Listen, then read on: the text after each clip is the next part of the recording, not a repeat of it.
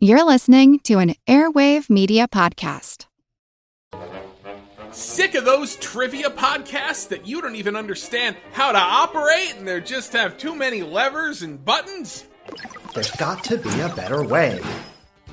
Now there is, with Good Job Brain, an offbeat quiz show and trivia podcast that makes learning new things easy and fun. I just learned that artificial vanilla flavoring sometimes comes from the anal glands of a beaver, and now I can never shake that mental image. Thanks, Good Job Brain. Good Job Brain is available for the low price of just 4 easy payments of free. It's a podcast.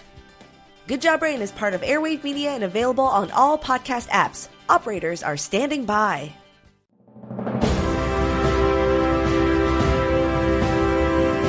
Hold your ears, folks. It's showtime. People pay good money to see this movie. When they go out to a theater, they want cold sodas, hot popcorn, and no monsters in the projection booth. Everyone pretend podcasting isn't boring. Turn it off. Turn it off.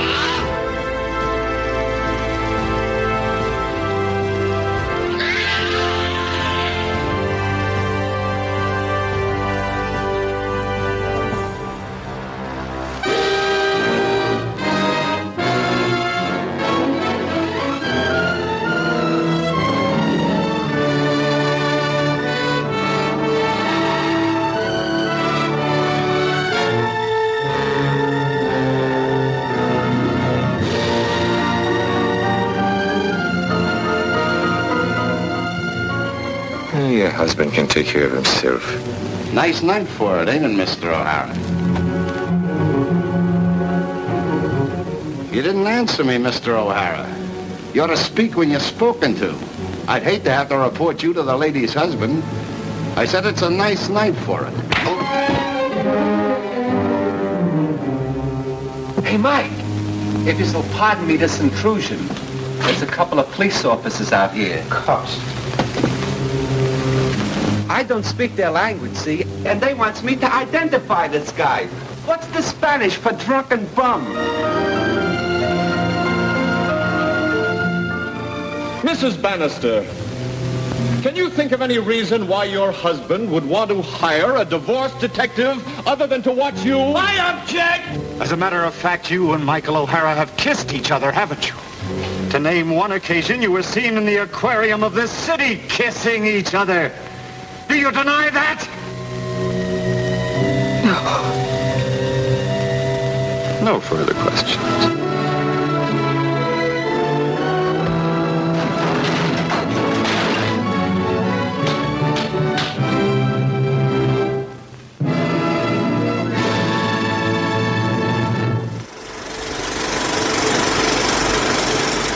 Welcome to the projection booth. I'm your host, Mike White. Joining me once again is Mr. Spencer Parsons. Hello. And also back in the booth is Mr. Peter Flynn. Happy to be here, Mike. Noirvember 2021 continues with a look at Orson Welles' The Lady from Shanghai. It's the story of Michael O'Hara, played by Welles, a sailor who falls in with a weird group of people, a gorgeous blonde Elsa, played by Rita Hayworth, the titular lady from Shanghai, her husband, Arthur Bannister, a high-powered lawyer, and his partner, Grisby. He's kind of a weirdo who wants to fake his own death and pin it on Michael. We'll definitely be ruining this film as we go forward. So if you haven't seen the movie, please turn off the podcast and come back after you have. We will still be here. So Spencer, when was the first time you saw The Lady from Shanghai and what did you think? I was in college. I wouldn't remember what year, but I was running the College Film Society and scheduled Lady from Shanghai because I wanted to see more Orson Welles. I confess my first time seeing it, I was kind of disappointed. You know, I loved the shootout in the Hall of Mirrors at the end, but yeah, kind of didn't really I guess I'm not really surprised in a way because I think that this is, you know, one, it's, as we'll very much get into, it's like one of Welles's problem films. You know, there are issues with it and sort of how it got cut and all kinds of things.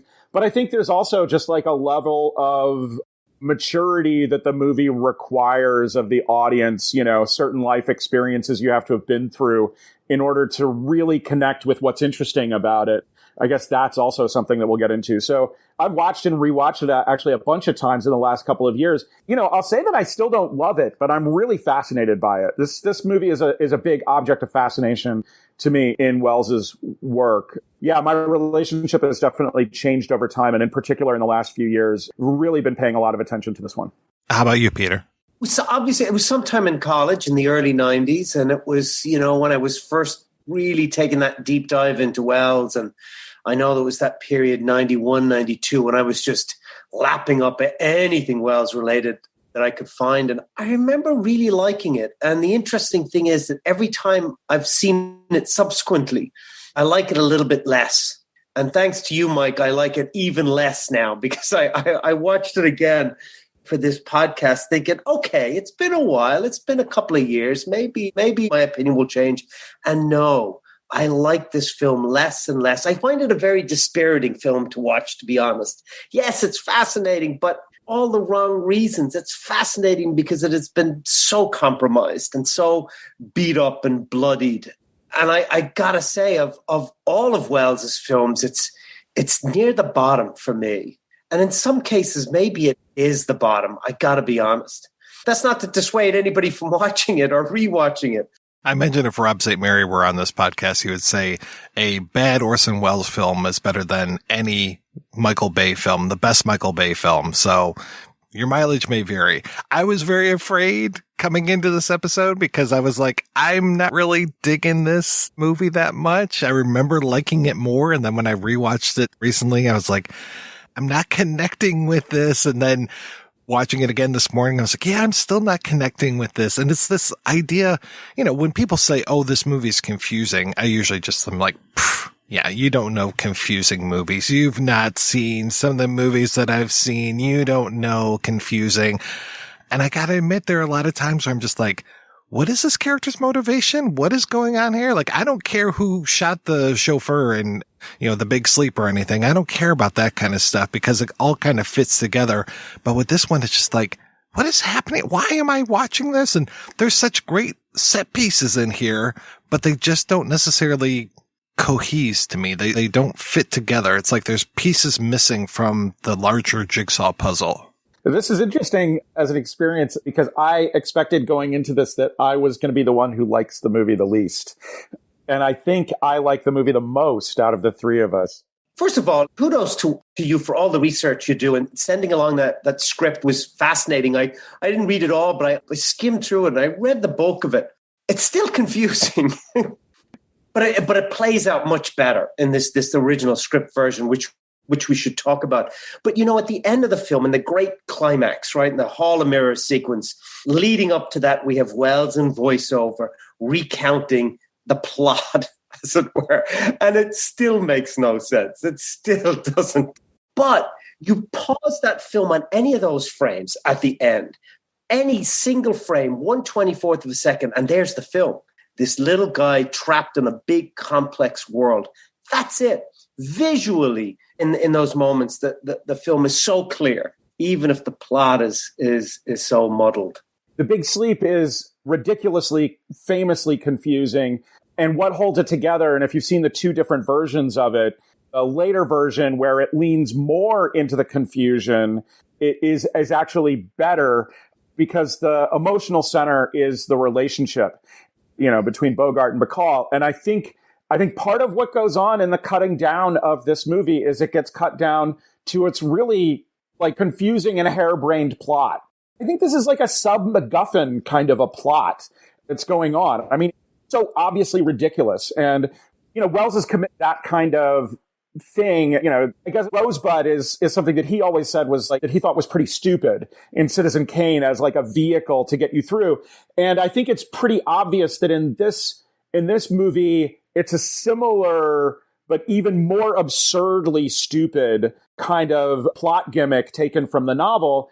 The relationship then doesn't have the time to really breathe.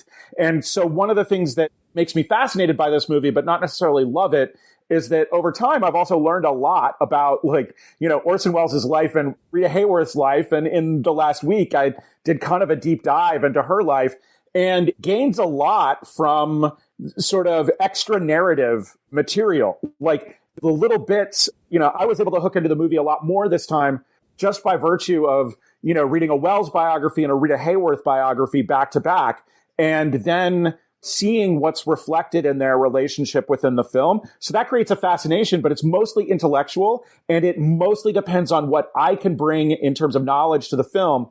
And on that score, I'm a satisfied customer, but it also makes it hard to recommend. I'm sure they would have cut some, from that it was an hour longer when Welles was kind of kicked off of the project. I'm sure it wasn't going to be 2.5 hours, but that radical cutting down to an hour and a half and the focus on the stupidity of the main plot, and not getting enough of what I would imagine would be a lot more buy-in for this relationship really hurts it. And especially in contrast to another absurd noir like The Big Sleep, where its plot really makes no sense, but the movie works like gangbusters. I think it's pretty interesting that way. Or even comparison with Touch of Evil, which also has a similarly harebrained plot that if you stop to really think about the plot, it's not great. It's like all the character interactions that make Touch of Evil amazing. And I think, in this case, maybe Welles wasn't up to that level and Harry Cohn cut it down. I suspect that's probably more the case and why it's, less satisfying, but you got to come armed for bear, I think, to really enjoy Lady from Shanghai. Well, it's definitely Welles slumming it, right? He did A Stranger prior to this, and he's trying to ingratiate himself back in with the Hollywood elites and prove that he can make a genre picture, prove that he can make a studio picture and be a good boy. And it bears all the trappings of that, right? Just the kind of a silly, goofy genre picture. And reading the script, or what I read of the script, it's still there. It's there in that much longer 165-page script. It's essentially a potboiler. But I think you can see in the intentions of the film a similar interest and preoccupation in space and geography and moving out of this. Ironically, while he's trying to ingratiate himself into the studio system or back into the studio system, he's getting out of the studio. He's shooting out on location. And in that sense, he's anticipating the Naked City. He's anticipating the Treasure of the Sierra Madre by moving out into the real world.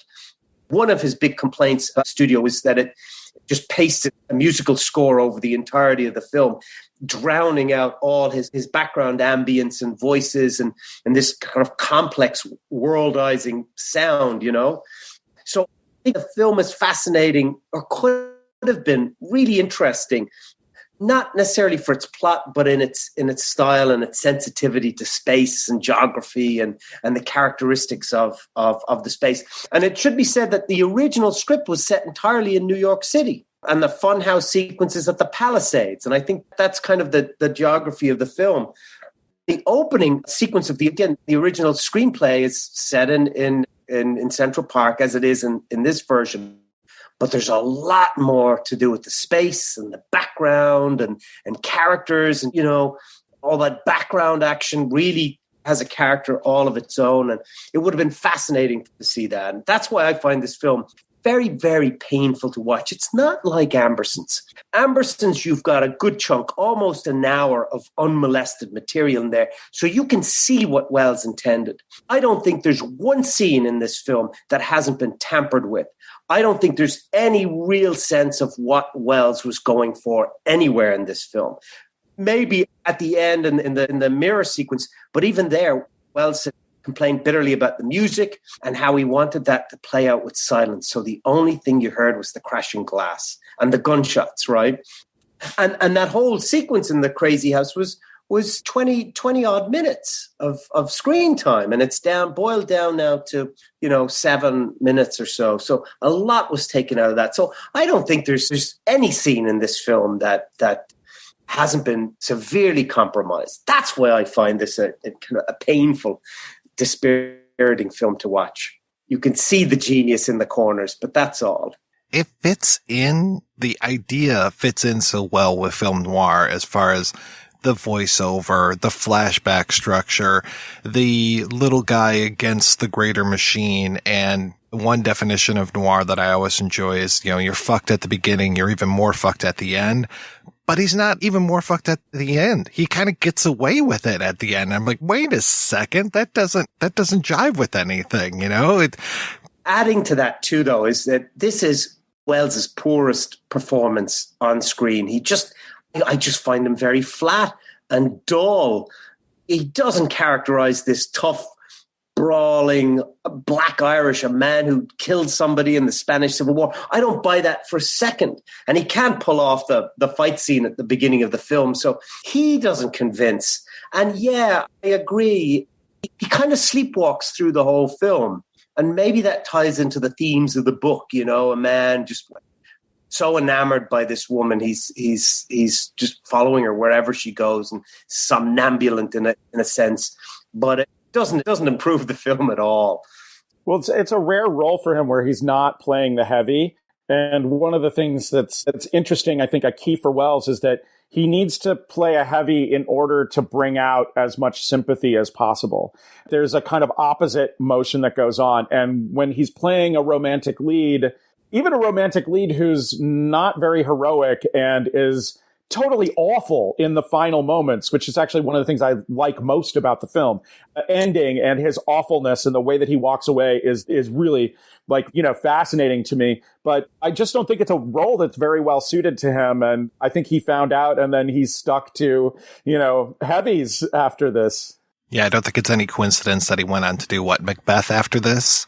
And that they held on to Lady from Shanghai long enough that it came out the exact same time that Macbeth came out, or right around the exact same time. So they both failed spectacularly at the same time.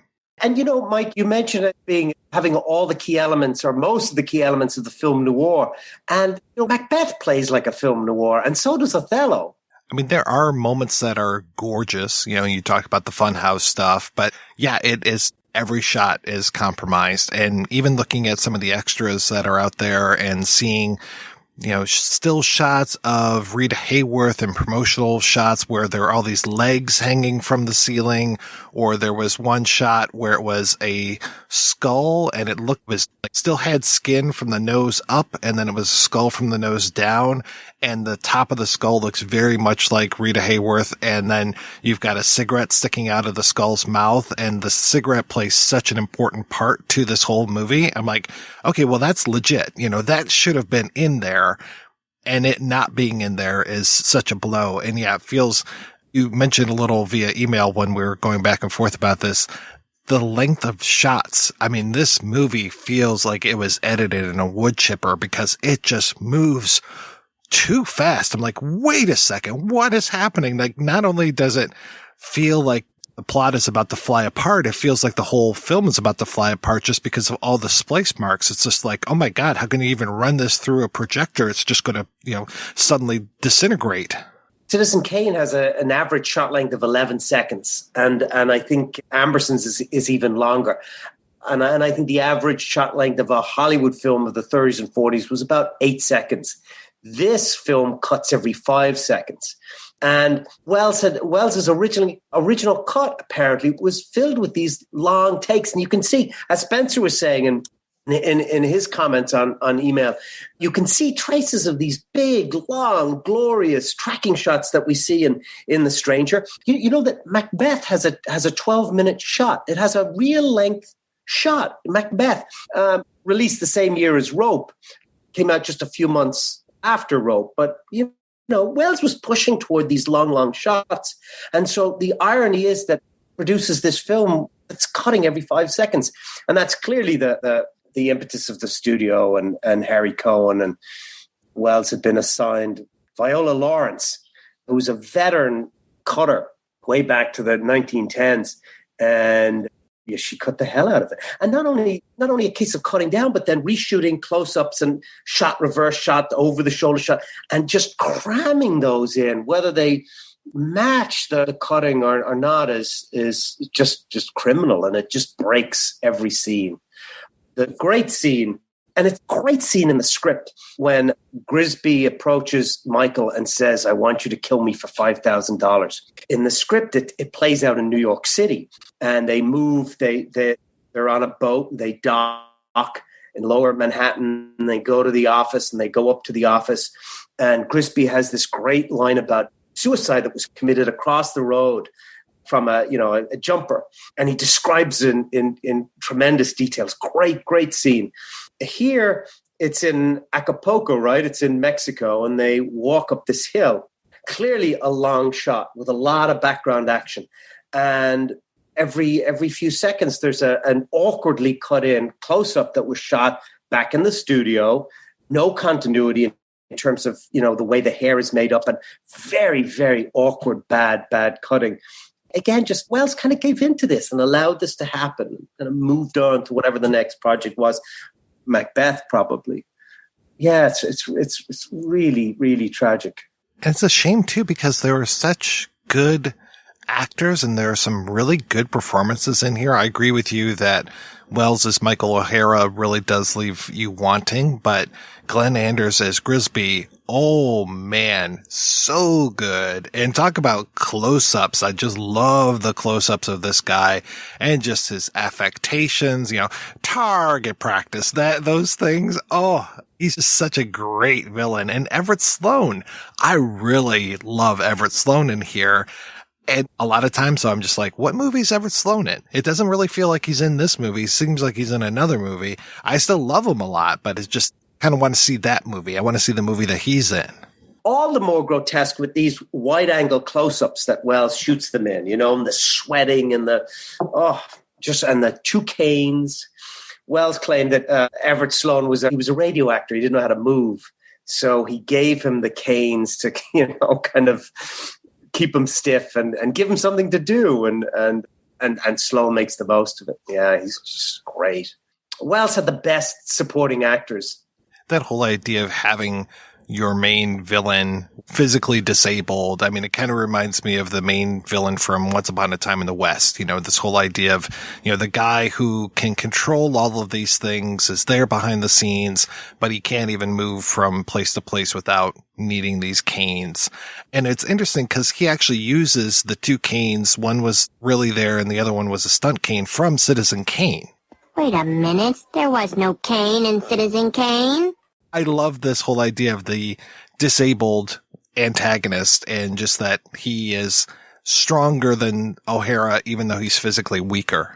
And you can read it, of course, as a metaphor for sexual impotence, his inability to satisfy, Rita Hayworth's character. Yeah, absolutely. Everett Sloane was much younger than what he's playing in the movie, and much younger than he played in Citizen Kane.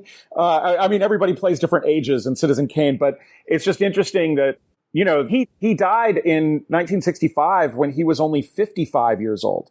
And in this movie, he seems to be in his 80s, and it's like, no, years before that.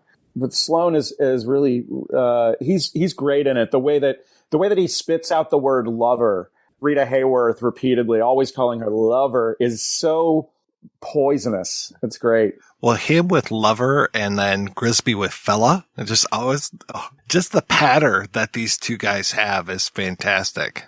There are disagreements over who in the movie is supposedly based on Nelson Rockefeller, but apparently Nelson Rockefeller always called Wells fella, and they had this falling out, Wells's political activities and over It's All True. And so one account alleges that the fella affectation is a Nelson Rockefeller thing. Things I didn't know in researching this, the fact that Joseph Cotton may very well have a cameo appearance in this film at around the 37-minute mark. And this is not my observation. This comes from George Williman at the Library of Congress, who notes that there's this one character 37 minutes in a scene in Mexico who, as Rita Hayworth is running from Wells, nods to her and carries on leading a donkey. And sure enough, on the freeze frame, it looks an awful lot like Joseph Cotton. I think it has to be.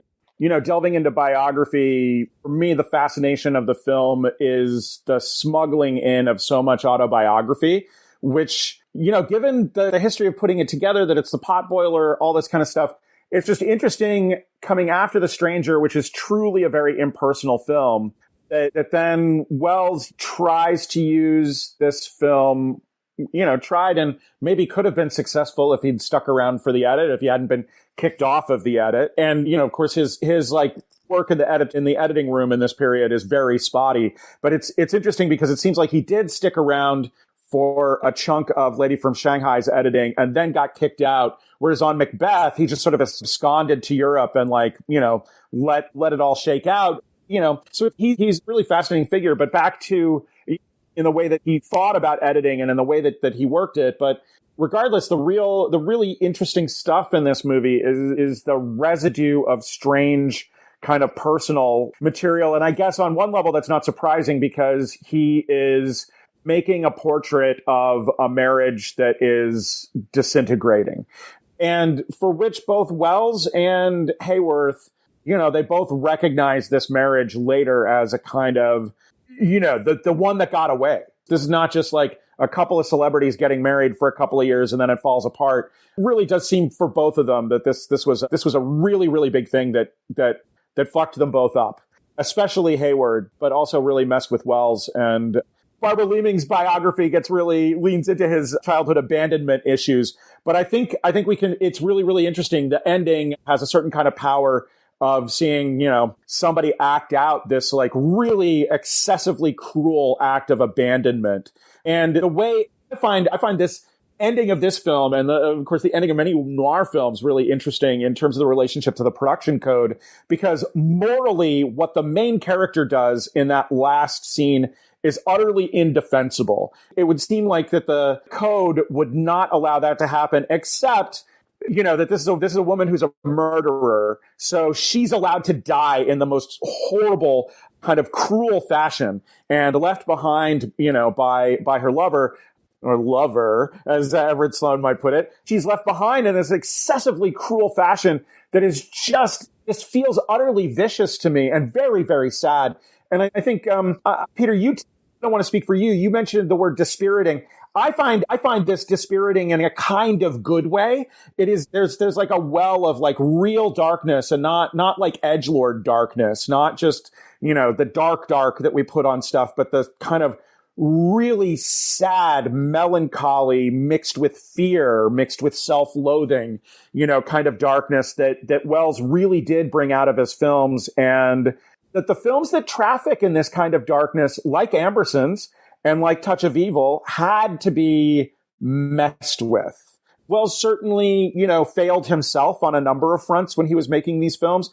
But I do think that there's a level where the kind of darkness that some of his films traffic in is something that, especially at the time they were made, and I think even now would be alarming to studio executives, because this is not entertainment darkness. This is not fun, thrilling darkness. This is like Dark Night of the Soul. How do I connect with this?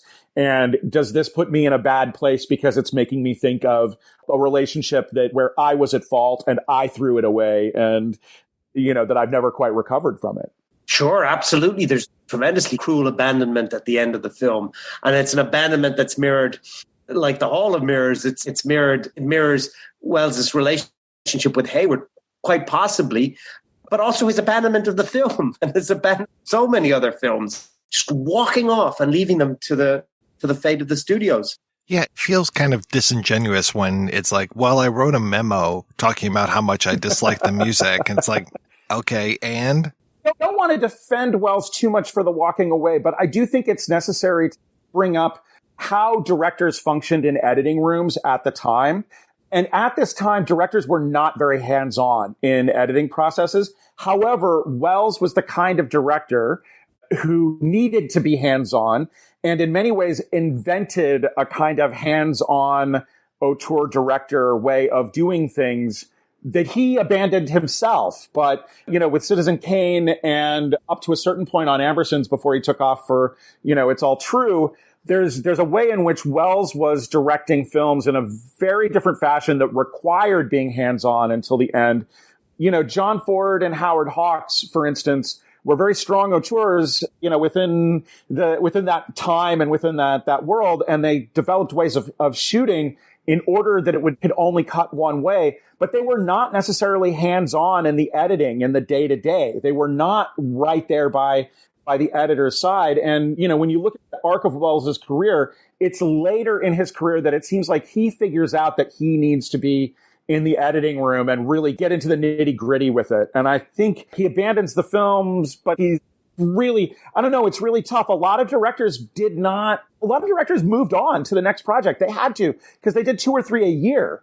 They made a lot of features, and a lot of directors were not in the editing room. And it was like a producer kind of overseeing, and then it came out well. And a lot of the people who are called auteurs because they developed strategies that made it so the editor would have to cut it the way they had shot it.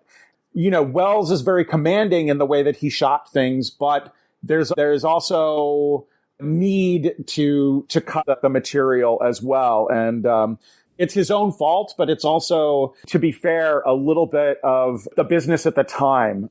And the big deal with him is that, like on Citizen Kane, everybody resented him because he got final cut, which directors didn't have at that time. Like the biggest directors in Hollywood didn't have final cut, which is precisely why they'd have to shoot in such a way as to make sure that the editor couldn't do it in any other fashion. And so Welles got that and then kind of abandoned. There's a lot that's bad about Orson Welles, but there's a lot that's bad about a bunch of other Hollywood directors and their behaviors. And there's a lot that's bad about the industry at the time that he totally fits into. And I think he's just a particularly interesting lightning rod figure who's not necessarily worse than a lot of the people around him. And as an artist is better than a lot of the people around him, but, just doesn't, is kind of the square peg in the round hole. It's very rudimentary for me to remind everybody listening that he came from radio. And so the importance of audio is just paramount to him. The importance of music, the importance of voices. I was listening to the commentary track in my car, and there would be moments where Bogdanovich wasn't talking, and you could hear the story play out very much like a radio drama. And I think that is such a strength of Welles, is if you can turn off the picture and just listen to the whole thing, you can hear the whole story. So I can really imagine that the idea, especially that music, that cloying music, is just anathema to him. And the idea of, play out the entire funhouse scene without music over it. I mean, I was watching a little bit of that today, and I was watching it with headphones on, and the moment when he is sliding down that large slide, you can hear sounds of fireworks going off. And I'm just like, okay, this is really interesting. He's doing this stuff with audio that really shouldn't be there, but it works really well.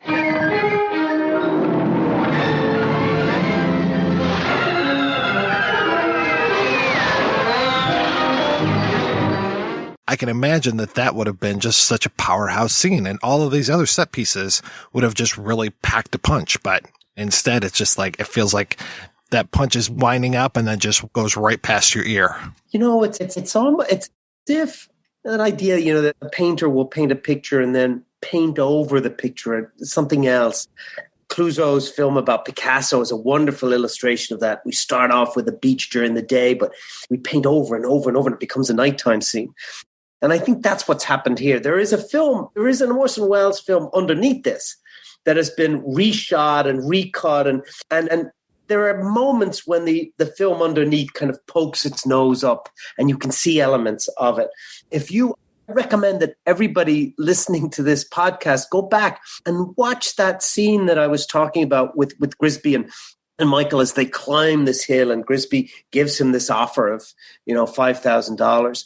Watch that. Now, first of all, you'll just notice the disruptive cutting that the studio put in and these big close-ups and reverse shots and all that. But in the background, you'll see characters, background people just walking by, and they'll say something, much like he did in Ambersons with the dancers, right? When that ballroom scene, somebody will walk from background through the foreground and say something at that moment. And in the script, it's all of these people, it's tourists talking about about money and how things cost and all of this. And it's leading up to this. What's $5,000 worth to you, Michael? So there's so much going on in that background, and you can see and hear traces of it. Some of the lines of dialogue have been muffled; they've been brought down to make room for the music track, but you can still kind of identify little bits. Yeah, I think it's that radio background and that glorious sound that you often get in Welles films that you just don't get here.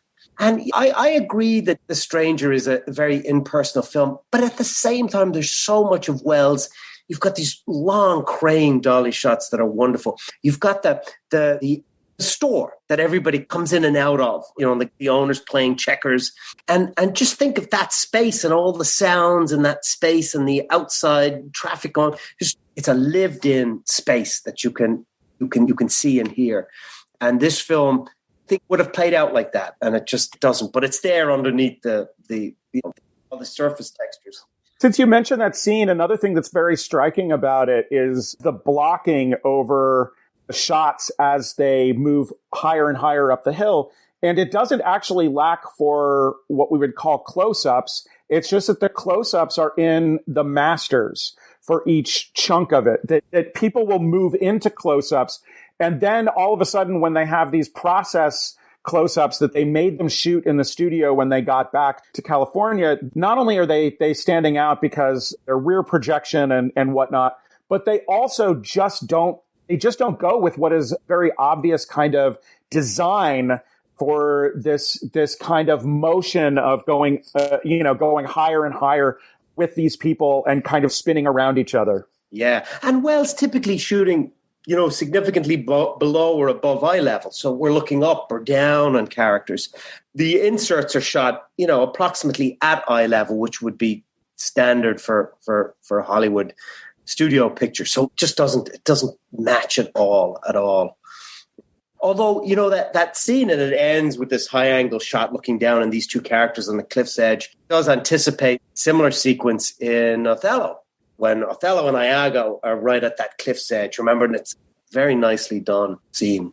In Hollywood, and when he can control the means of production, which wasn't always the case, he's gunning for these long takes, these 30-second, minute-long takes, or in some cases 12, 13-minute long takes, where actors are moving in very complicated patterns, and the camera and the dolly and the crane movements are equally complex. There's a great 5-6 minute sequence in Touch of Evil. Not the opening scene, but scene in that room when they interrogate Sanchez or whatever his name is, the kid. They frame him with the dynamite. That whole scene plays out in one long take. When he's not in charge and not in control, he's cutting like crazy, and you end up with, Othello, F for Fake, which we've talked about, and The Other Side of the Wind, which that film is cutting every 2 seconds more at certain scenes. And the trial is really interesting in being a tension between really long takes and then sequences that are cut very fast. Because obviously Welles had a number of films that were messed with by other editors. But for instance, in a movie like Mr. Arkadin, you can see more of Welles's work reflected in the end product, shot for shot and cut for cut.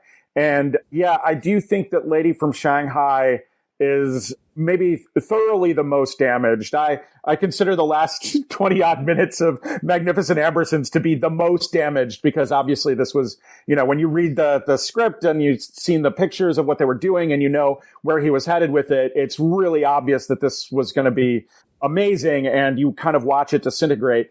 But yeah, thoroughly throughout, Lady from Shanghai, even leaving in things that Welles wanted out. For instance, he didn't think that the opening sequence in Central Park worked at all, and he wanted it cut. So that was a part that he thought, yeah, just cut that out entirely, and the movie will be better. But the studio, wanted that in, and then cut other things that he wouldn't have cut. It's the things we don't know. Mike, my favorite single podcast of all time is your podcast on Ambersons, that epic 4.5-hour podcast on Ambersons. Just brilliant. Everything you did in that, just brilliant. But especially when you read out the comment cards from the preview, right? And that film's destruction has been so well documented. Here is an hour of footage is gone, completely gone. Wells rarely talked about the editing and what was cut out, and he didn't seem that bothered by it in hindsight. And we've got a script that predates the film by a year or so. Obviously, none of the footage survives, or very little. There's a few outtakes that survive. And that's kind of it. And we really don't know what happened in the year that the film was in the hands of Harry Cohn and Viola Lawrence. They took a year on the post-production of that film. And what they did in that year has never been fully documented and explained. And, I think the best account is in this book. James, I say this book on radio, right? James Nairmore's The Magic of Orson Welles. He goes into some depth about what was taken out of the film, but there's just not a lot of information there, it seems.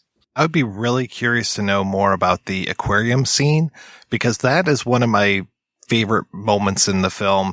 Not necessarily because what Welles and Hayworth are doing, but more the stuff that's going on behind them with those process shots. And I think there's like an octopus that seems to be going up when I think it would be going down.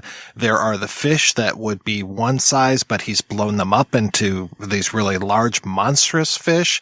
I really love what he's doing in that. That is a great scene. And I think we're giving Welles a very hard time on this, and with the film too. There's a lot of good stuff in this film, and that's a great scene. It's a great scene, and I will say as well, I really like. So the grotesques are amazing.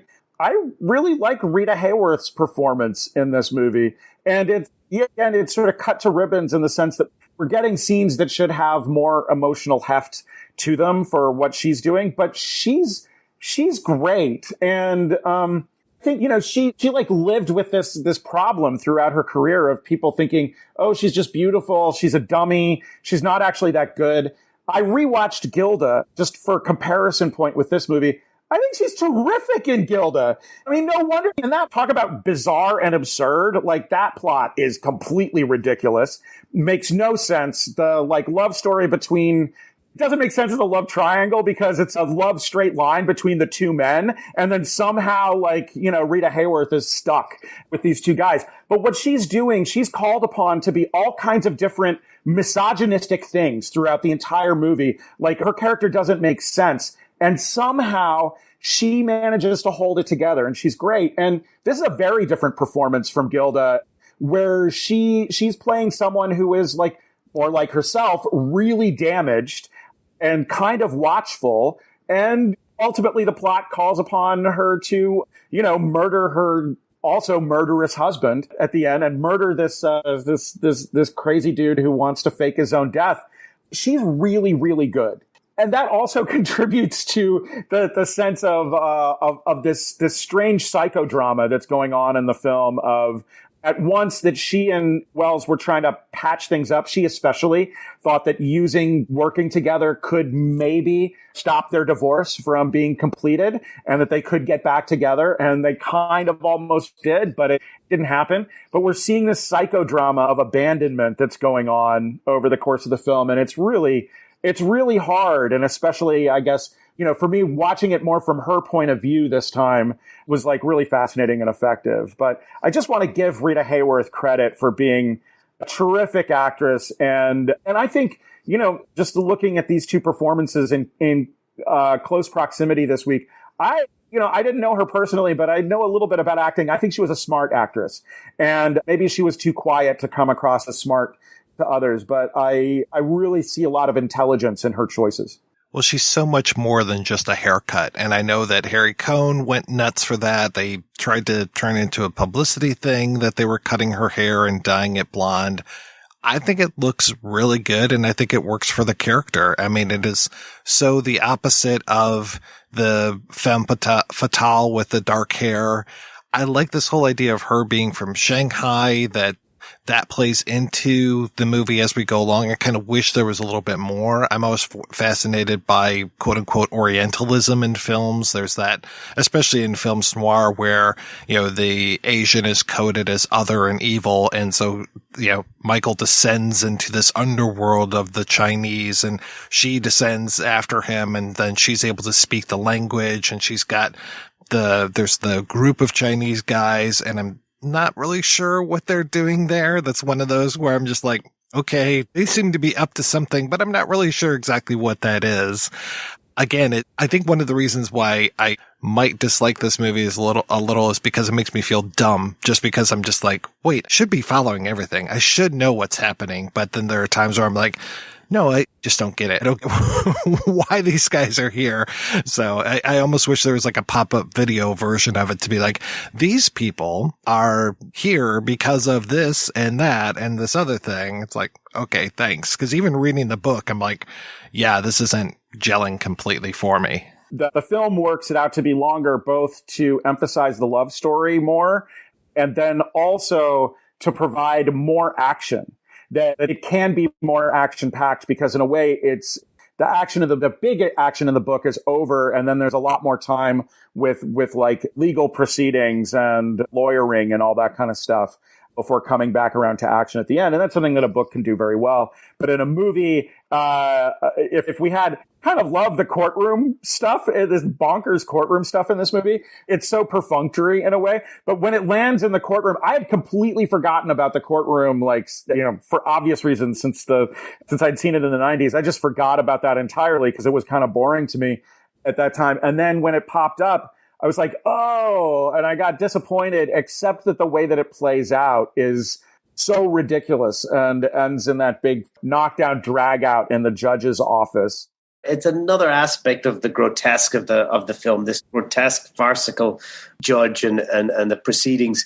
And it's Erskine Sanford, yet another Citizen Kane alum. The third, if we count Joseph Cotton, that's 3 Kane alums. And he's great. He's great. It's that little character that makes a big imprint.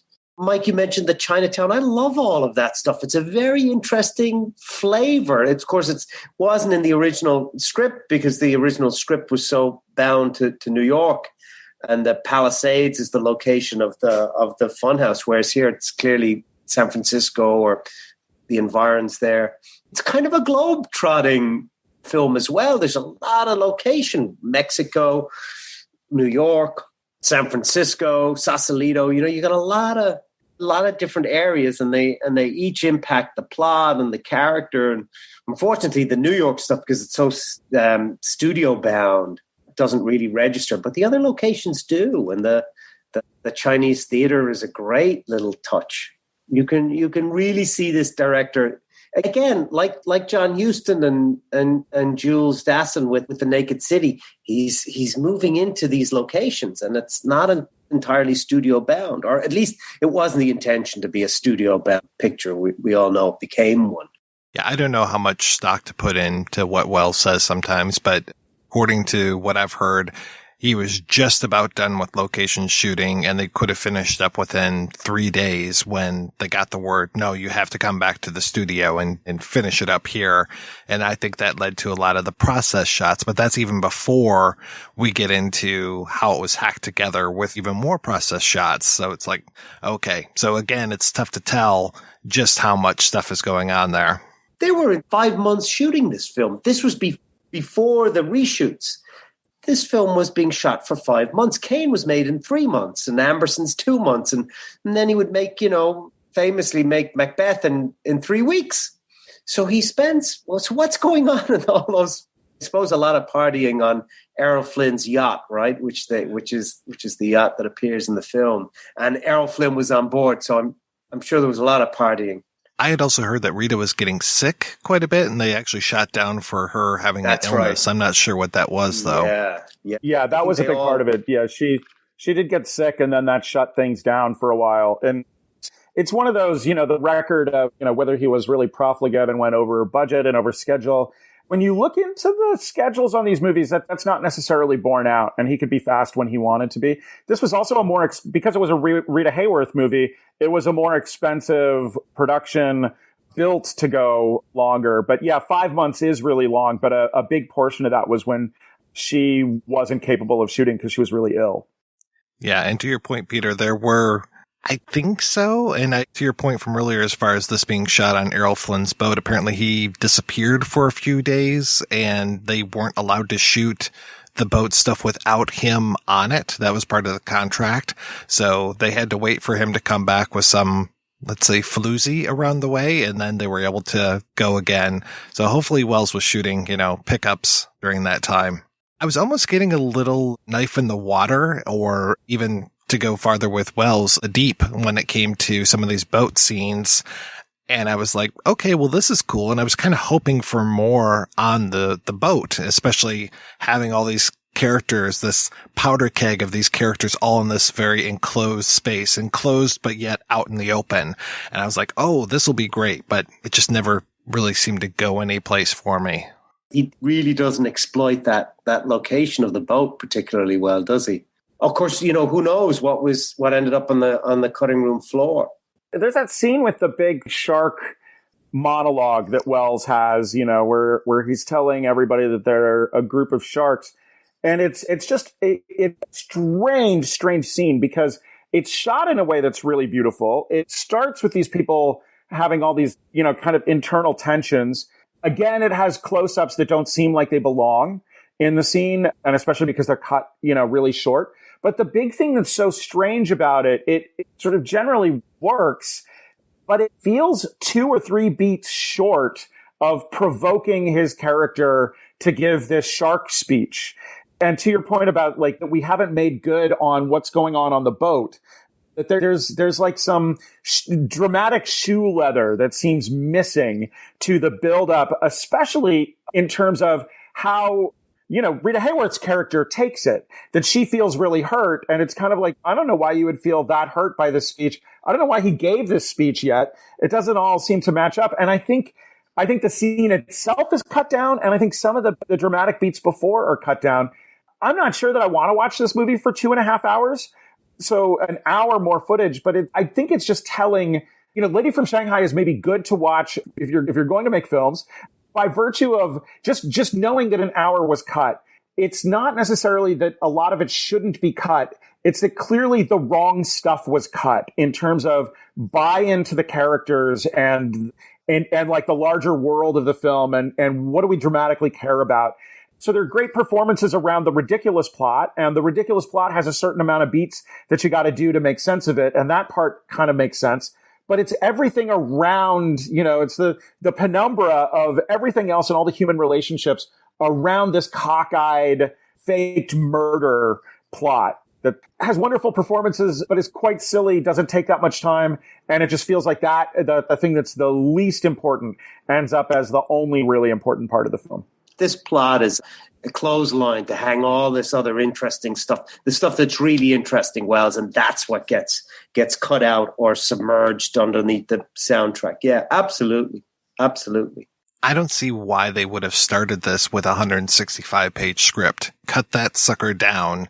If you're going to use that as your blueprint, let's start there, because there's no way they're going to release a 165-minute film of this. I mean, you might aim to be an A picture, but it's going to be a B picture. And even an A picture in these days is not going to run 165 minutes. That's just nuts. You aim for 90 minutes. This is the day of 90-minute films. This is not your 2.5-hour Eternals or Dune or any of these movies that come out for light entertainment. This is 90 minutes. You're in, you're out, and some of the best films noir have been told in 70 minutes. So let's just get this going. I mean, he knows thrift. He knows how to tell a story in a lot less. So I'm not sure why they decided, let's go ahead and take this out to the wash and see how it goes. The whole film seems to be woefully under-documented. Production history, the intent.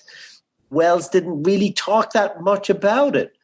But I'm reading what I've read of the script. Yes, there's a lot of stuff that can be cut back. And I think quite possibly he purposefully wrote a long script knowing that stuff would be cut out, maybe as a bargaining tool, you purposefully overwrite so that you can give the studio the pleasure of cutting out the fat. and leaving alone some other stuff. I think that could have been the intention, but really, who knows? And of course, Welles is complicit in the compromisation of the film because he's in the reshoots, right? He's an active part in this. It's not Robert Wise editing because he's in a different country. He's involved in this. And the film that was previewed featured reshoots that Welles had gone along with, condensations of scenes that Welles had, if not approved, at least, went along with it, right? And then it was cut back even more after that preview. What went out in what order? Yeah, we simply don't know, and it's really too bad. I think there's a great story there. Even more than seeing the Citizen Kane story told and retold all these times, I think seeing the story of what happened with the lady from Shanghai would probably be a little bit more of an interesting thing, especially because it is such a flawed film that we ended up with, as opposed to a perfect film like Citizen Kane. It's like those are always the more interesting stories to me, is how does this thing become this thing? You know, how does Battlefield Earth become Battlefield Earth, you know? Well, and I got to say, as a Welles head, I not only on the face of it, given the body of work, regardless of a movie like Lady from Shanghai that maybe wouldn't have been great anyway, even if he'd gotten his way. I never, ever buy the myth that like Citizen Kane was the only one that he really finished and the only one that's good. I'm sorry, Citizen Kane is good, but it's no Chimes at Midnight. Chimes at Midnight is 1,000 times better than Citizen Kane. Hands down, any day, I will watch it again. Citizen Kane, I watch maybe once a decade. Chimes at Midnight isn't every year. I've watched Ambersons more times than I've seen Kane. And Ambersons Broken. I've seen The Trial more times than I've seen Citizen Kane. I've definitely seen F for Fake more times because it's my favorite goddamn movie. There's a thing with Welles that, like, I think following the career of him as an artist and historical figure who establishes modes of production that others then follow, part of what's going on for Welles is he's established a one-man wrecking crew, both for Hollywood and for his own career, in establishing a new way of working that ultimately he's only able to fully take control of in these really financially compromised productions of his later career, like Chimes at Midnight, which he completed totally the way that he wanted to, but it was compromised by the way that it was financed and how it could be put out. It was very cheap production. The Trial came out the way that he wanted it to. Ultimately, F for Fake came out the way that he wanted it to. These are movies that he truly finished at the end of his career. And it feels like that's a kind of independent filmmaking that he had to invent over a lot of, he had to break a lot of eggs for this omelet. And the end of the career is really interesting. And for that matter, Touch of Evil is another one that I'll watch more often than Citizen Kane and have. And Touch of Evil is a compromised film, but you can see that there's enough command of the pieces with Touch of Evil that, for instance, when Henry Mancini lays a score over the whole movie that Welles didn't necessarily want a score laid over it, well, there's enough going on in that film, and Henry Mancini's good enough that score, whether Welles liked it or not, is terrific and works perfectly with that film. So even the compromised work towards the end, it's like he's come around to the way to even make something that can be compromised and still very fully come through. And again, a bunch of those later films are not compromised. And I'm not gonna take this kind of, ridiculous myth from even a good filmmaker like David Fincher, who probably hasn't seen Chimes at Midnight, and then says, oh yeah, he fucked up after Citizen Kane. No, he didn't fuck up after Citizen Kane. And David Fincher, you'll never I love David Fincher's movies, but he'll never fucking make anything nearly as good as Chimes at Midnight. Period. The end. It's not going to happen. He doesn't have it in him. Sorry, rant over. I'm as mad as hell, and I'm not going to take this anymore. I wish that there was the push to reevaluate this film and get those original pieces and do this work that was done for something like Touch of Evil, where it's like, okay, where is that 90-page memo for this one? And where's that original footage that we can then, sick Walter Murch on and be like, here, make this good. But I will say, I love the original Touch of Evil, and I love the Redux as well. I'm fine with both of those movies, because you're right. There's enough there that even though it's a compromised work, that version that came out that we were all used to, I was absolutely fine with it. And the merch one, I've seen it a couple times, but it's like, okay, yeah, I'm fine with either version. It's not one of those where I like sit down if it's on TV and I watch the first 15 minutes. And whenever there's like the moment where I'm like, oh, this is that version, I'll turn it off. It's like, no, I'll watch whatever version you want to put in front of me. I'm fine with that. But I wish there was that Redux version of Lady from Shanghai. And I agree with you, Spencer, as far as Fincher's never going to have the wherewithal to scrimp and scrounge and save and barter and, make a movie over 12 years because he doesn't have the finances to do it all in one shot, to shoot stuff in one country and cut it together with stuff from another country. We're never going to have that kind of chutzpah. He's not going to have that chutzpah that Welles would, where he would make a movie by any means necessary. I mean, different kinds of artists, different kinds of business people. I mean, so one of the big factors with Welles is that he was a terrible businessman. Utterly terrible. I mean, during the period that he was making this, he arranged to buy the footage. So part of the financing of Lady from Shanghai was like borrowing money from Harry Cohn that got him but got him in. Then he had to pay it back by making Lady from Shanghai, because he had borrowed this money to leverage on his Around the World in 80 Days musical. And then at the same time, he was buying the It's All True footage from RKO. But then he signed a contract in doing that where he had to pay it off in time. I forget the exact details, but at any rate, he was going to get back It's All True. He was going to re-edit it, and he lost it because he didn't have enough money to make a final payment. And he signed a contract that he never should have signed, because material that he was working with should have been free and clear. And he signed onerous contracts thinking it was the only way that he could get material back. He was screwed over, but he was also the dude was screwed over. A bad business person who signed a contract that he shouldn't have signed. Definitely his fault, but that's a factor that one has to take into account. And yeah, again, for Fincher, for instance, and I bring up Fincher just because he made Mank and he made all these, mythological statements that are the usual mythology about Welles, very publicly, yet again, to spread that stuff around. But, if we want to talk about projects that aren't finished, so just how does a filmmaker not finish a project? And Fincher has done over the years, because I follow his career, I want to know what he's working on. He has had a number of projects fall apart over time because he didn't accept money. The budgets that he was going to be given by HBO or by Netflix or whoever at various points that he was working with. So those are in fact unfinished productions. Do I begrudge Fincher for not finishing those productions? No, I don't, because the money wasn't going to come through to do it the right way. And that's not the kind of artist that he is. Welles is a different kind of artist who would start shooting before he had enough money, because shooting the thing was more important to him. And out of that, we get Othello. And I'll take Othello over any episode of Mindhunter any day.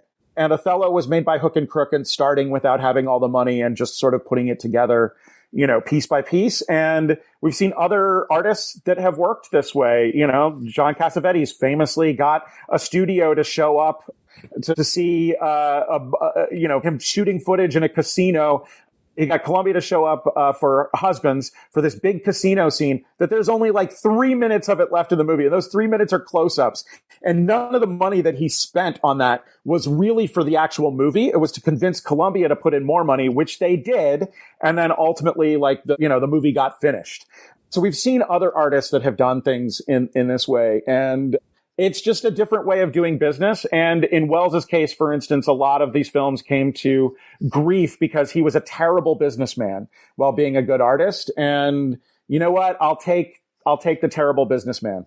There is the great romantic myth of Orson Welles. And even if his films were lousy, if every film was A Stranger or Lady from Shanghai, there would still be a place for him, because the idea of Welles as a way of approaching cinema is very, very, very important. which is, what the French saw in him when the auteur theory was getting started.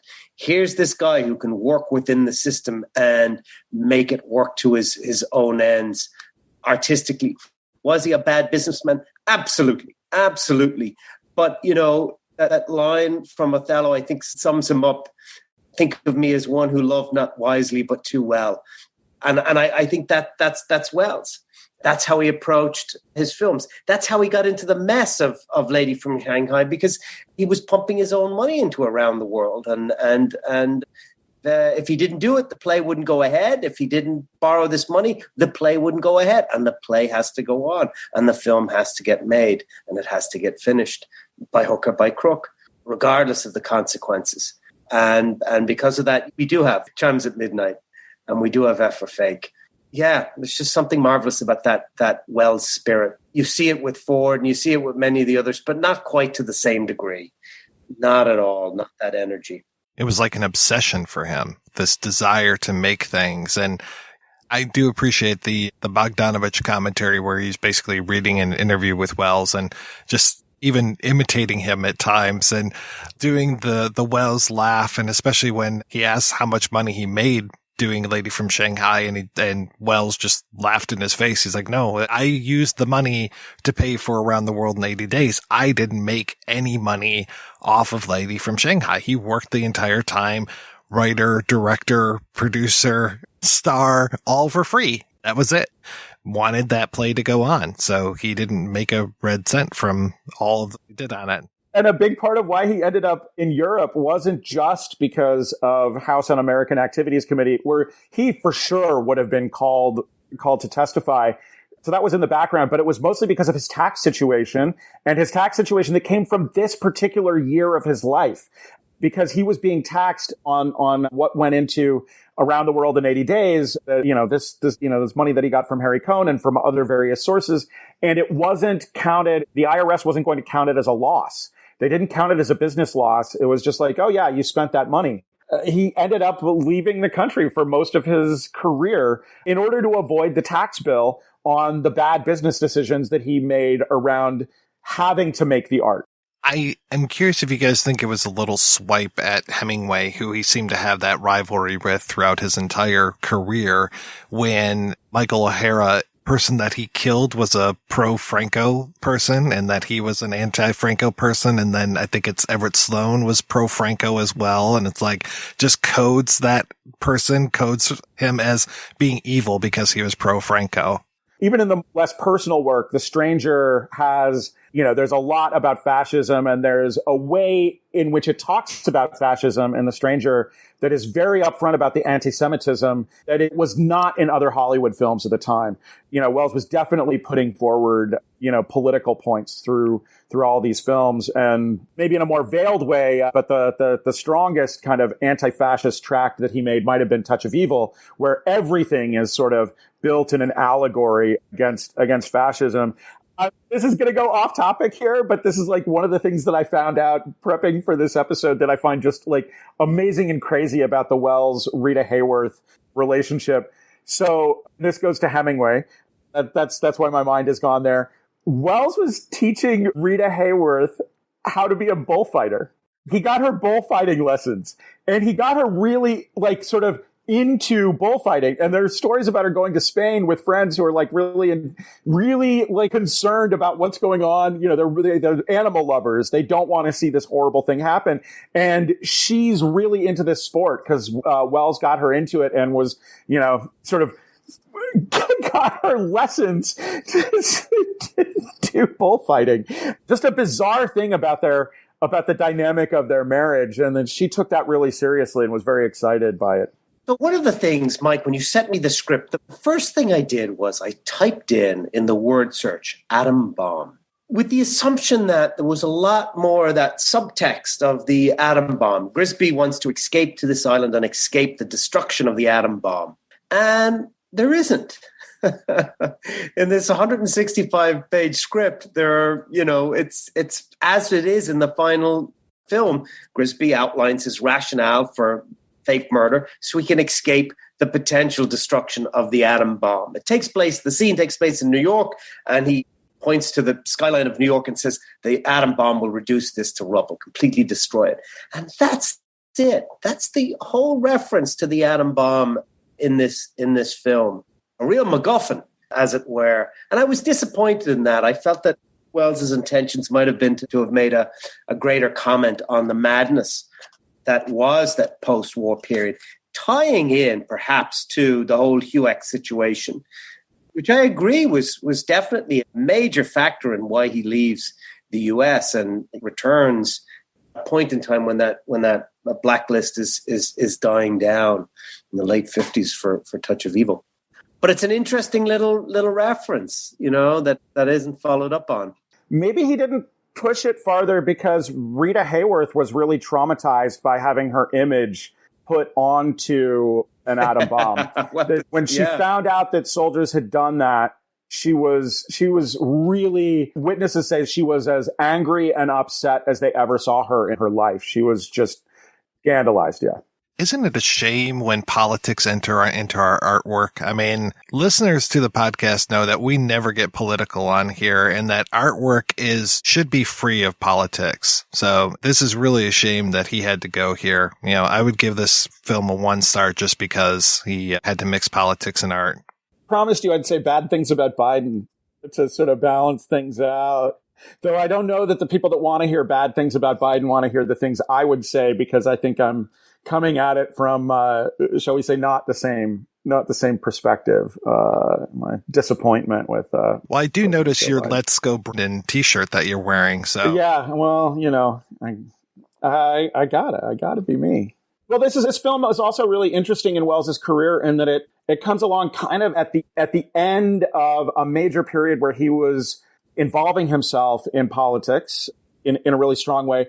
And was being encouraged, was like encouraged by FDR to run for senator and potentially run for president because Welles had certain rhetorical gifts, and he was also, as a progressive political thinker, was pretty intense and advanced. Now, definitely FDR was pointing towards was the kind of theatricality that Welles could bring, that is an essential part of politics and not necessarily all the policy stuff, But Welles was very, very involved throughout this period. And this is about at the end of that for both, sort of personal reasons and some of his experiences with figures like Nelson Rockefeller and others that he was sort of pulling away.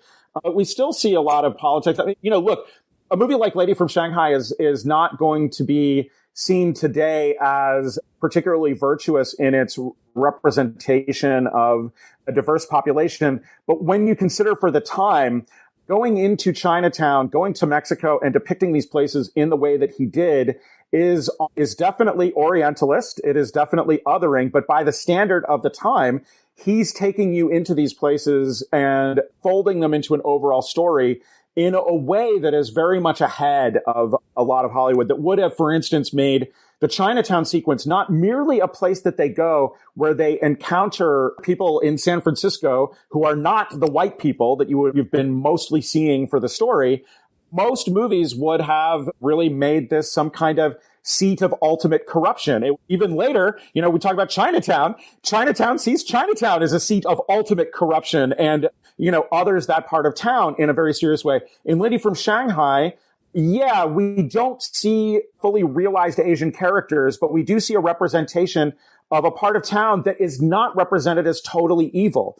It is represented as foreign to the white people that go into it, but Rita Hayworth's character can speak Chinese, has Chinese friends within the plot. Now, we don't know enough about them to quite make sense of it at that point, but there are Chinese people that come to her rescue at this point in the plot. And we can have arguments about like the depiction of a white woman being rescued by people of color.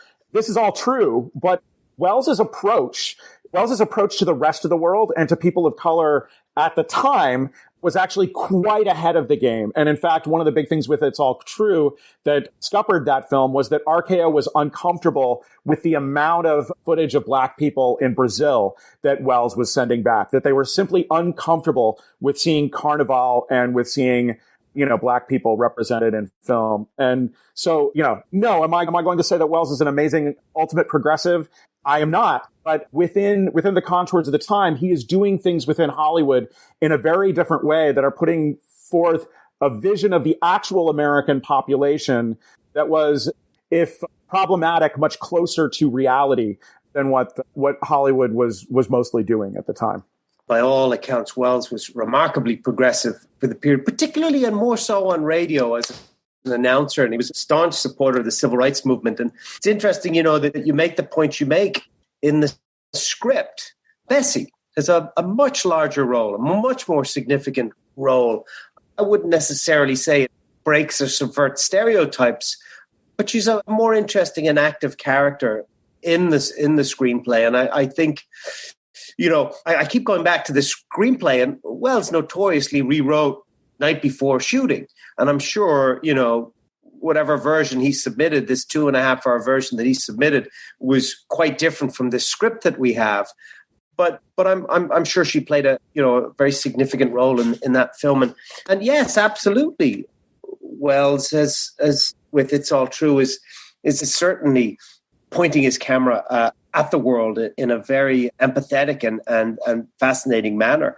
I think the best illustration of that is Around the World with Orson Welles, the BBC TV show that he did in the mid-50s, which is really very interesting. And one of the things that I really kicked myself after our discussion on F for Fake was that we never talked about that show, because it was in some way a prefiguring that essay style that Welles used in F for Fake.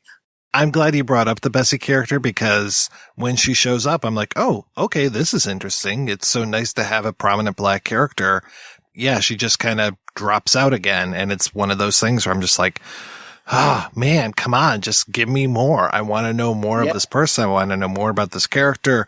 Please give me a little bit more of this, because I was very excited. Oh, wow, look at a prominent African-American actress inside of this movie. This is fantastic. I love it. And Wells's character, takes her aside and asks her a question that very few maids were asked in 1930s and 40s Hollywood cinema. Why do you do this job? And she says very bluntly, well, I need the money, right? So there's an acknowledgement of a real lived-in character there that comes out a little more in the script, for sure. It's all in comparison, but for knowledge of history and knowledge of our culture, just making a comparison between the depictions of people of color in Orson Welles' movie versus a Preston Sturges movie. I mean, look, like the depictions of black people in Preston Sturges movies, much as I love Preston Sturges, I cringe every time. There's a character in a Palm Beach Story called Snowflake, whose whole purpose is just to have pop-eyed reactions to the Ale and Quail Club shooting up the inside of a train car. It's really the worst minstrel show kind of stuff. Howard Hawks in the depiction of background characters into Have and Have Not, that this is, takes place on an island where there are a lot of black and a lot of indigenous descended people. And they're in the movie. They're included, but they are very much kept at an arm's length in the backdrop. They're not made fun of. They're not treated as villainous, but they're also just treated as furniture in a lot of ways.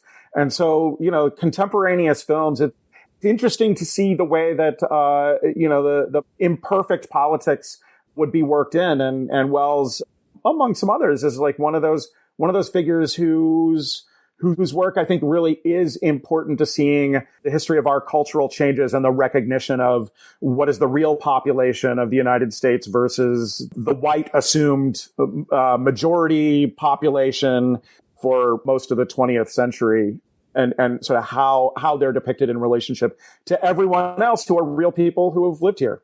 Well, I think we forget here in 2021, and Peter, you might not forget this, just how poorly Irish people are treated in the United States, and that basically having Michael O'Hara as your protagonist is showing someone he's not just the underclass because he works with his hands, he works on ships, these kind of things. He's also the underclass because Irish people were hated for decades, if not a century, here in the United States, and so he's really put odds just because he's an Irish person.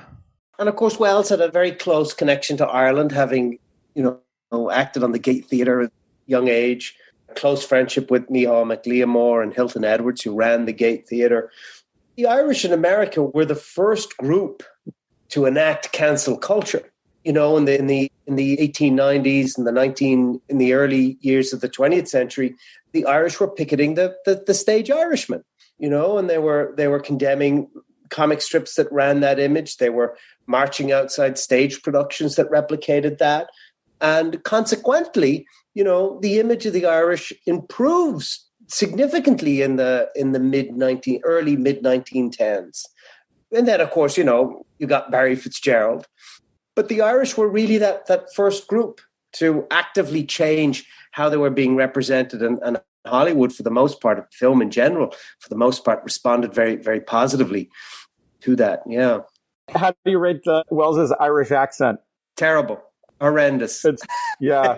I think it's one of the things that holds his performance back in the film. You know, that like having to do that accent, you know, makes him a less expressive figure. Yeah, absolutely. And he writes in a fake Irish patois too. I mean, you're reading the script; it's full of not quite the bigosh and the bigara, but it's pretty close. And no Irish sailor spoke like that.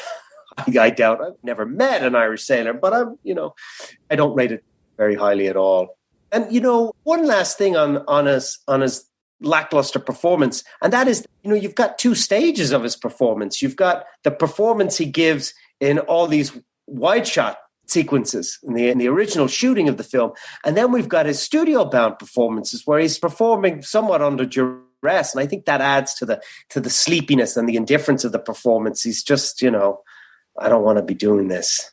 I got to do it, but I don't want to be doing this. And yeah, I think it plays out especially in those close-ups. It almost feels like that Irish accent that he's affecting is holding him back to, as far as he seems to have to speak softly and with that lyricism in his voice that he can't break from that. And so even when he's telling that story about the sharks, it's very, you know, it's not Quint telling his shark story about the Indianapolis. It's very just like, oh, this is it.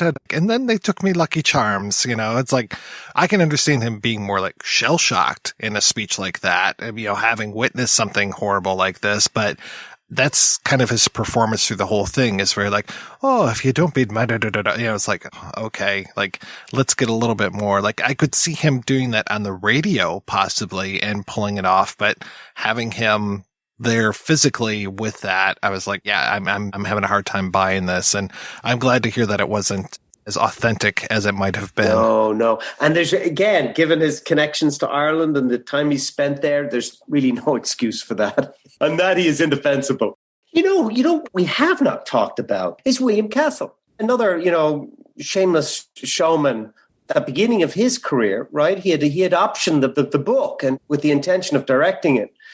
He had known Welles. He was quite friendly with Welles and handed it over to Welles and became an assistant director. I believe he shot, because we see his name on the clapperboard, so he shot what looks like just the second unit footage and played the role of an assistant director. And I think he gets an associate producer credit on the film. But he's totally in the background of this. Seems to have no real say in the proceedings, which is why his name came up in 90 minutes of talk. One reason for that is because the lie that Welles told that became the story of how he came to do Lady from Shanghai leaves William Castle out. And, you know, he tells this story, which is very entertaining, but utterly untrue, about calling Harry Cohn for money for Around the World in 80 Days. And yes, he called Harry Cohn for money, but that there was a woman in the box office who was reading the book that Lady from Shanghai is based on. And he says, oh, I got just the book for you. And it's this one that she's reading. Sounds great. You know, it's a good story, but it's totally not true. Castle had reached out about a year before this to Welles as, you know, potential to play the lead. Welles liked it because he's really, you know, sort of potboilers, responded favorably. And Castle even wanted to cast Rita Hayworth as you know, in the female lead for the film. So Castle had done this. The idea was already there. Then Welles comes around to it and suggests it to Harry Cohn, and Castle had been working with Cohn. But by the time Castle hears about it again, Welles has already done it to where he's going to be the director, and Castle has been kind of muscled out, and Castle was very, very hurt over this. and then ultimately decided to participate in the film because he said there's only, this hurts, this sucks, but there's only one chance that I'm probably going to have to work on an Orson Welles and Rita Hayworth movie. And so this is it. And I'll see how he does and go from there. But Castle has a much bigger part of this story. And I think a big reason why we don't get as much is because Welles has that really fun, total lie about how it was that he came to do the film. I believe he recounts that story in the 1980, early 80s Arena interview that he gave for British television. As late as that point, he's still trotting out that old story. And yeah, it's a very unfair story. It really misrepresents Castle's role in this.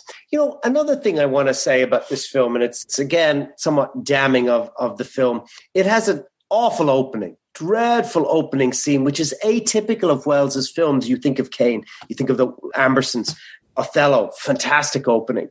Even The Trial has that, that little separate opening that kind of encapsulates the whole film. Lady from Shanghai really starts off on the worst possible note, doesn't it? Just that awful studio-bound stuff, the terrible fight scene, Welles's dreadful punch, not physically graceful or forceful. And that makes it very atypical of Welles's films because he really knew how to kickstart a film. And the narration feels like it's holding it together. I mean, I think it was always going to be a movie with narration, but this is one of those narratives that feels out of the gate like it's papering over something. You're looking at narration and it's over footage where clearly these characters are having a dialogue. Clearly, Welles's character is talking to Rita Hayworth's character. There's dialogue that has been suppressed over that, and of course throughout the film too. Yeah, it's a very, very poor opening. Stick with it if you haven't seen it. Yeah, and we don't know if that's Welles's choice or if that's the studio's choice to paper over that dialogue, but nevertheless, it's not a great sequence. I think the decision was made that once you take out X amount of footage, things don't make sense anymore. So you've got to use the voiceover narration to tie it together. It's not in that 1946, early 46 script. Yeah, I always feel bad for Castle in between this and then the story of Rosemary's Baby, where he was, again, going to shoot that. I mean, Castle had a great career. And I love his movies, but it just always feels like he was just on the precipice of making it even bigger. So making it so that his would be the household name versus the Orson Welles versus, Welles would have been already, but Polanski, like if he was up there in that same tier, that would have been kind of nice. It is really sad. And it's, this is also telling about the political economy of Hollywood and how people can have legit versus non-legit careers. It's one thing for a Welles to go slumming with a thriller. The Stranger was seen as both participating and being a nice boy within the Hollywood system, but it was also in comparison to, Ambersons and Cain and how he had started out, it was this big step down. And then similarly, Lady from Shanghai, while being a Rita Hayworth, more A picture, it's an A picture within this kind of crime genre that would be seen as a little bit unworthy, but that doesn't stick. Ultimately, there are a lot of things that stick to Welles, but that doesn't stick to Welles. Whereas for William Castle, working in the B-movie world that he got started in, because that's where he could start, that stuck with him, for his entire career. And yeah, Rosemary's Baby was a big final attempt to get out of that B-movie world and do something more legit. And Robert Evans had other thoughts. When does William Castle go independent? Late 50s? I want to say mid, but I could be wrong. Mid, okay. But it's a good chunk of time after Lady from Shanghai. And he's at Columbia. Castle's independence comes up along with the drive-in market and the market of, exploitation films for teenagers, that comes along a little bit later. He's just a B-movie director at Columbia and would remain that until he went independent, right? And I didn't appreciate how Bogdanovich, he would include Castle in the story when he tells the revision, but he just poo-poos Castle's whole career. It's just like, well, he's kind of a showman. That's right. Yeah, that's true. You're pals with the magician. Have you seen some of these movies that he did? These were good damn movies that he was making, Come on. Have you seen Homicidal? Have you seen 13 Ghosts? These are great movies. Straitjacket? Come on. Well, but this is also the limits of thought for somebody like Bogdanovich, and I like Bogdanovich's films, but this is an elitist, this is an elitist guy. Wells would have been more likely to praise Castle's work. I don't know that he ever had an opportunity to, but, Wells was a lot less snobby about B-movies and that kind of world. But for Bogdanovich, it's just, Bogdanovich worked for Corman, would tell nice stories about him. And I think Targets is really one of his best films.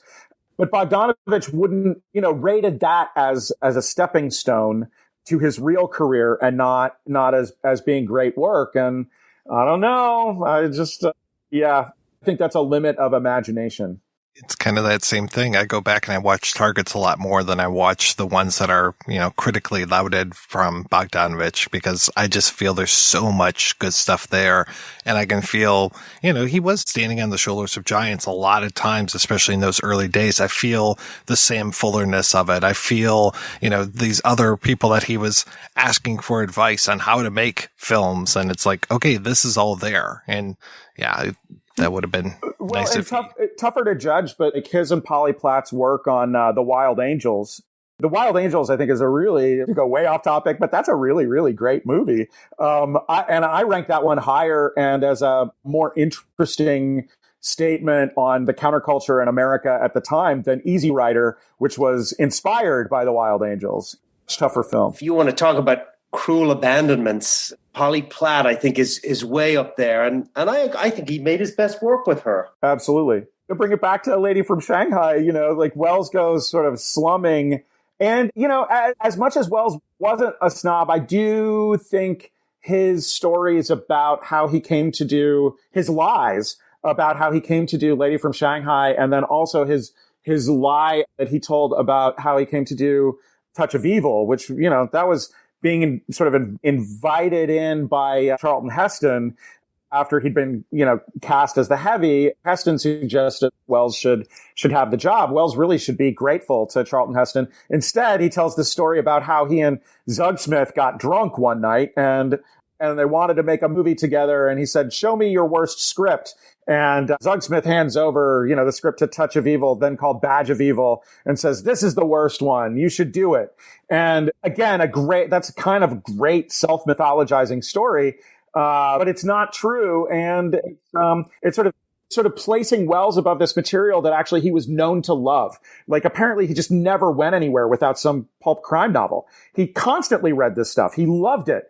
And yeah, in Touch of Evil, he quote unquote elevates it, but he also really goes swimming in the muck. That's what's great about Touch of Evil, is that sure, there's a Shakespearean kind of quality to the way that Quinlan goes down by the end of that film. Much more Shakespearean than anything going on in Lady from Shanghai. But at the same time, part of what's great about it is how it's ready to just go into the muck and go dirtier even than, most of the other crime pictures of the time. Of course, you could say the reverse, that took Shakespeare and brought it down to the level of pulp. Well, and when you compare Wells's Shakespeare's to Olivier's Shakespeare's, Olivier's are so turgid, and I don't know, I find them near unwatchable myself. Hamlet is especially bad, but they're Shakespeare.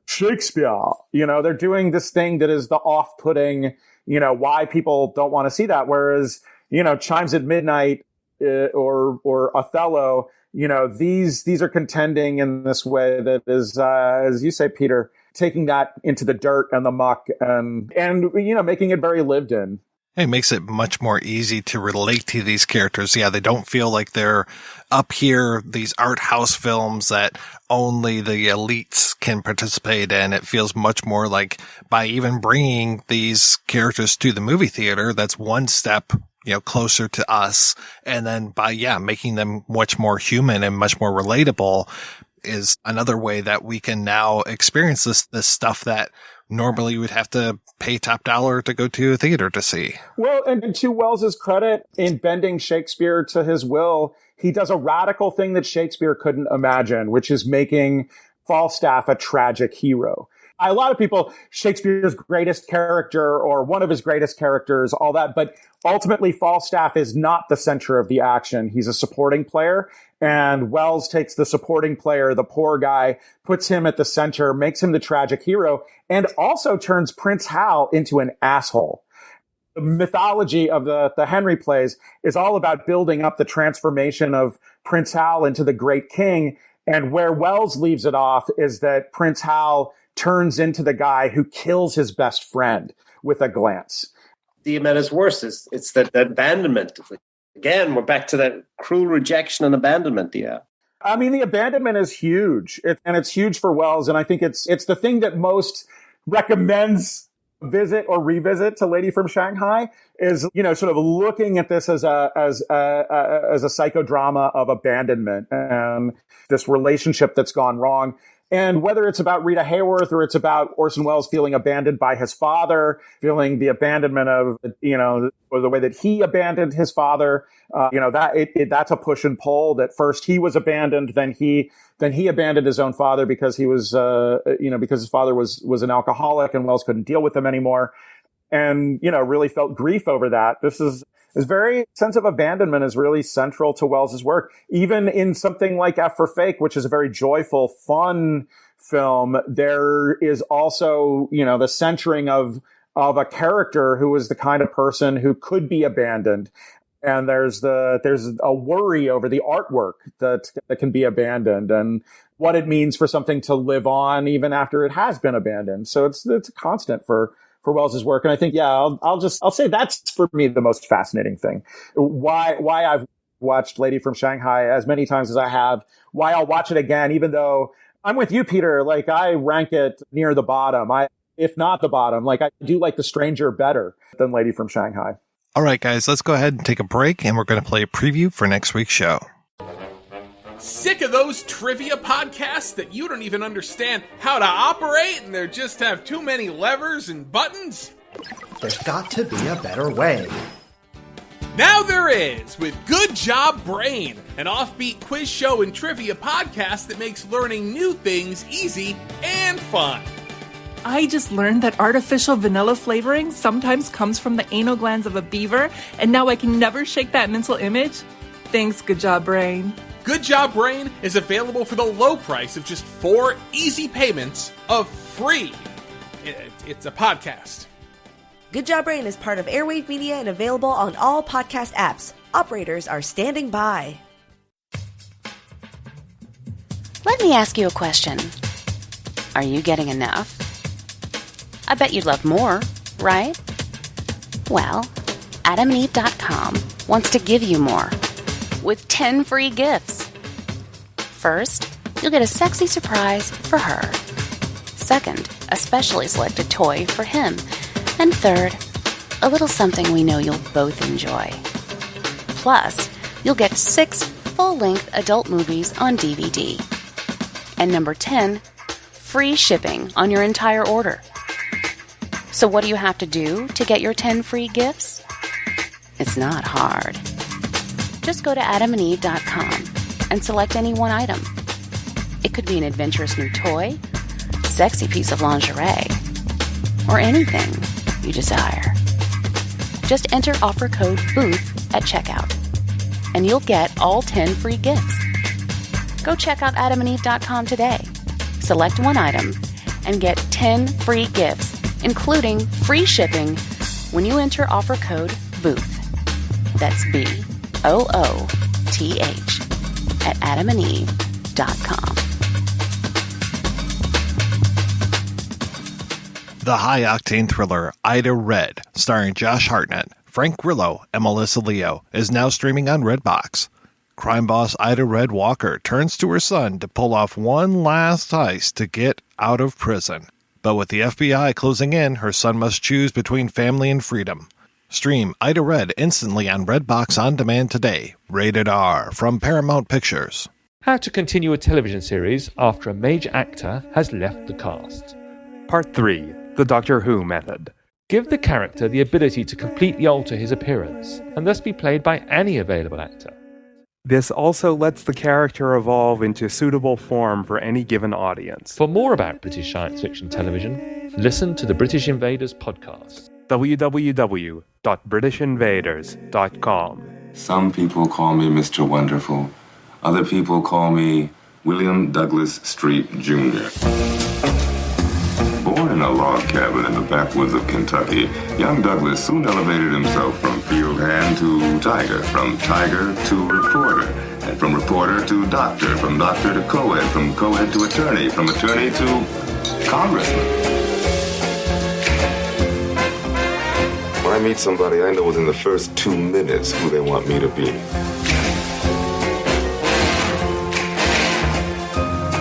I need some money. Make some money.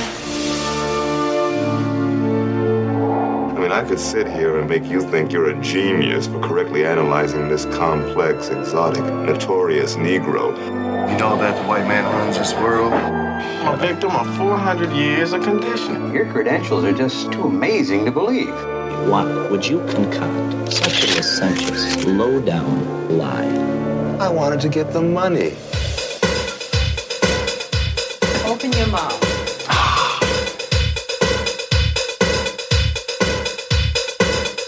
This is all just a vacation to you, isn't it? Prison, a vacation? People ask me if I regret what happened. Sure, I regret it, but you can take my word for it. It's an unforgettable experience. I think, therefore I scan. I know not what I am. I am Chameleon Street. That's right, we'll be back next week with a look at Chameleon Street. Until then, I want to thank my co-hosts Spencer and Peter. So, Peter, what is happening in your world, sir? The pains of fatherhood, of being an old dad. Somewhat coincidentally, my son's name is Orson. So that's it. I continue to wrap up a documentary on private film collectors and what's been saved by private film collectors. And every time I say I'm wrapping it up, I'm being more and more truthful to that statement. So I'm getting close to being done on that. It's all fatherhood for the most part. And Spencer, how about you? What's happening in your world, sir? I'm in post-production on a new movie, and I won't say very much about it because I've gotten really superstitious about the process of finishing a film, and I'm in post-production, and it's a good place to be, but I won't say much more than that, and I'm trying to get some writing done. I don't know how much of that is going to happen before the end of post on this movie, but I'm hoping that there can be a little bit of background action on some of the writing projects I've been working on. Well, thank you so much, guys, for being on the show. Thanks to everybody for listening. Thanks again to our Patreon community. If you want to join the community, please visit patreon.com/projection booth. Every donation we get helps the projection booth take over the world. You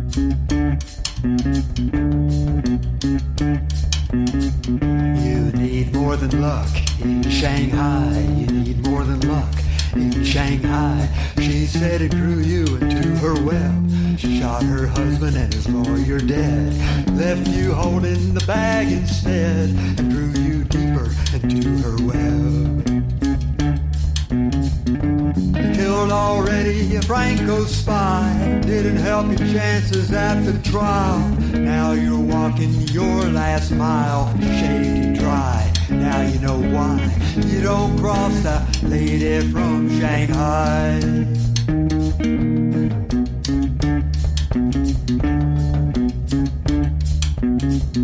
She took you on a cruise round Pacific Rim. Just you and her and husband Jim.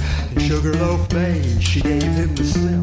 With sharks swimming all around the ship. Hungry for blood, life and limb. The sharks knew her better than you and him. And all the while, the sharks knew why you don't cross the lady from Shanghai. Killed already a Franco spy. Didn't help your chances at the trial. Now you're walking your last mile. Shaved you dry. You know why you don't cross the lady from Shanghai.